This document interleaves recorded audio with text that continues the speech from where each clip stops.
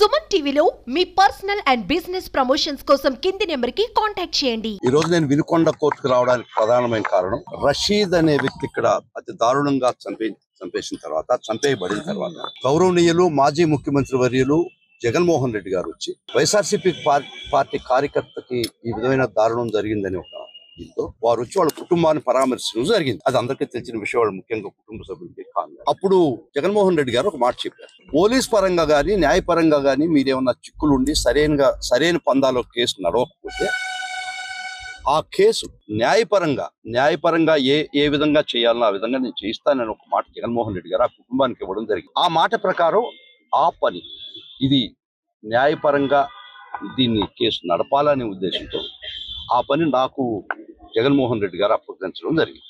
దాని దరిమిలా నేను ఈ కేసులో చూసుకుంటే మొహరం రోజు ఒక ముస్లిం అబ్బాయి చనిపోయింది, చాలా ఘోరంగా మర్డర్ జరిగినటువంటి పరిస్థితి. ముఖ్యమైనటువంటి ఈ మర్డర్ కి వెనకుండి నడిపించినటువంటి వ్యక్తులు ఇద్దరిని పోలీసు వారు సాక్ష్యాలు అన్ని చెప్పినా కూడా పోలీసు వారు వారిని ముద్దాయిలుగా చేయనటువంటి పరిస్థితుల్లో ఇది అన్యాయము, ఇది సక్రమం కాదు, న్యాయబద్ధం కాదు, న్యాయ సమ్మతం కాదు అనే ఉద్దేశంతో వారిని ముద్దాయిలు చేసి ఇద్దరిని ఈరోజు కోర్టులో పిటిషన్ వేయడం జరిగింది. ఆ జగన్మోహన్ రెడ్డి గారు ఆ కుటుంబానికి న్యాయం చేస్తానని ఒక మాట ఇచ్చిన దాని వరకు నేను వారిని ముద్దాయిలు చేయడం జరిగింది. దానికోసం నేను ఈరోజు వినుకొండ కోర్టుకు రావడం జరిగింది. అసలు విషయం ఏంటంటే దీనిలో కుట్రదారులు ప్రోద్బలందారులు కేసులో పెట్టలే. సాక్ష్యం మొదటి నుంచి కంప్లైంట్ లో గాని సాక్షులు చెప్పినటువంటి వాంగ్మూలంలో గాని దాని ప్రకారం షమీం ఖాన్ ఆయుబ్ ఖాన్ అనే ముద్దాయిల ప్రోద్బలంతో జరిగిన హత్య అని చెప్పబడినా కూడా వాళ్ళ కేసులో ముద్దాయిలుగా పెట్టలే. అది చట్టపరంగా తప్పు కాబట్టి వాటిని ముద్దాయిలుగా చేర్చమని మేము ఈరోజు కోర్టుకు వచ్చి పిటిషన్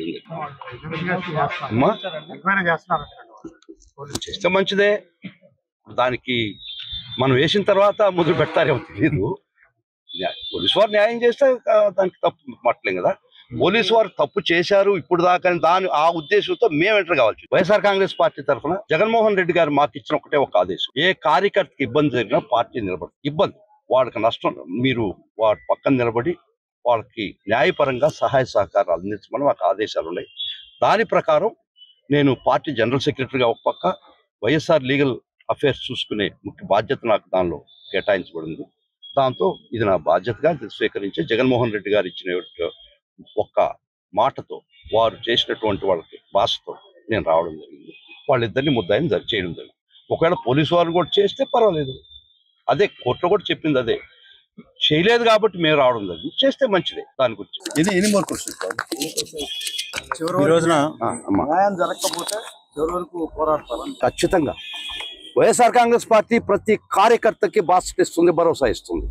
వైఎస్ఆర్ కాంగ్రెస్ పార్టీ ఏ కార్యకర్తకి ఇబ్బంది జరిగినా మేము ఉంటాం. లీగల్ గా న్యాయపరంగా చట్టసమ్మతంగా పోలీసు వాళ్ళు దుర్మార్గమైన కేసులు పెట్టా తెలపండి, మేము నిలబడతాం.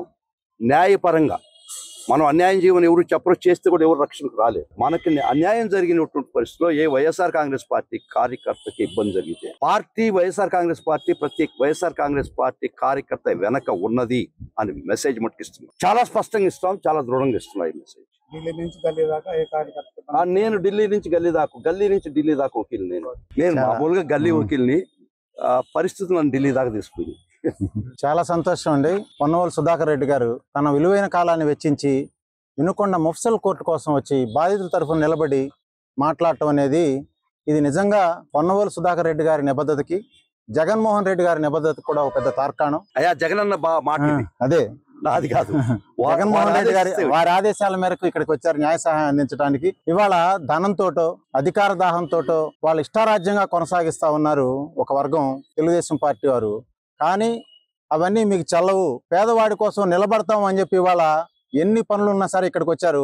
వాస్తవానికి డబ్బులతోటైతే పొన్నవోలు సుధాకర్ రెడ్డి గారిని మనం ఎవరం కొనలేం. కేవలం ఆ హత్యను చూసి చెలించిపోయారు, జగన్మోహన్ రెడ్డి గారు చెలించిపోయారు, 30 కోట్ల మంది దాదాపుగా చూసి వాళ్ళందరూ చెలించిపోయారు. ఆ చెలించిపోయిన గుండెలో ఒక గుండె రషీద్ దాంట్లో జరిగినటువంటి ఎవరైతే ముద్దాయిలు ఉన్నారో వాళ్ళందరికీ శిక్ష పడాలని కోరుకుని మన వినుకొండకు వచ్చి వాళ్ళ వినుకొండ కోర్టులో వాదించింది. ఇది చాలా సంతోషం మాకు. ఎందుకంటే ఎవరైనా సరే చట్టం నుంచి తప్పించుకోకూడదు. ఇందాక కూడా సార్ అదే చెప్పారు, లోపల గవర్నమెంట్లు వస్తుంటాయి వెళ్తా ఉంటాయి, కానీ వ్యవస్థ గట్టిగా ఉండాలి, సిస్టమ్ గట్టిగా ఉండాలని చెప్తా ఉన్నారు. ఇవాళ ఇక్కడ కూడా మేము పోలీసు వారికి కూడా అదే చెప్తా ఉన్నాం. గవర్నమెంట్లు వస్తూ ఉంటాయి వెళ్తూ ఉంటాయి, కానీ ఒక సిస్టమ్ ప్రకారమే వెళ్ళండి. సిస్టమ్ ప్రకారం వెళ్ళకపోతే ప్రజలకి అన్యాయం జరుగుతుంది. ఖచ్చితంగా ఇంకో మాట కూడా చెప్పారు, ఎక్కడంటే అత్యంత పేదవాడికి కానీ ఇబ్బంది జరిగిన వాడికి కానీ సఫరర్కి కానీ ఒక రిసార్ట్ ఏది అంటే పోలీస్ స్టేషన్కి వెళ్తారు. పోలీస్ స్టేషన్లో కనుక న్యాయం జరగకపోతే చివరికి అతను ఎక్కడికి వెళ్ళాలి? న్యాయస్థానం యొక్క తలుపులు తట్టాలి. కాబట్టి న్యాయస్థానంలోనే న్యాయం జరగాలి. న్యాయస్థానంలో కనుక న్యాయం జరగకపోతే, లేకపోతే ఈ వ్యవస్థలో కనుక న్యాయం జరగకపోతే మళ్ళా స్ట్రీట్లో జరుగుతుంది గొడవలు. కాబట్టి ఈ స్ట్రీట్లో జరిగే గొడవలు అరాచకత్వాన్ని అరికట్టాలి అంటే పోలీస్ వ్యవస్థ పర్ఫెక్ట్గా ఉండాలి, అన్ని వ్యవస్థలు సక్రమంగా పనిచేయాలని చెప్పి ఆ ఉద్దేశంతో ఈ వ్యవస్థను నిలబెట్టడానికి పేదవాళ్ళు పరపతి లేని వాళ్ళు అయినటువంటి రషీద్ కుటుంబం తరఫున నిలబెట్టడానికి మరి హైకోర్టు నుంచి వచ్చినటువంటి సుధాకర్ రెడ్డి గారికి మా అందరి తరఫున మేము కృతజ్ఞతలు తెలియజేస్తా ఉన్నాం. చాలా సంతోషం అండి.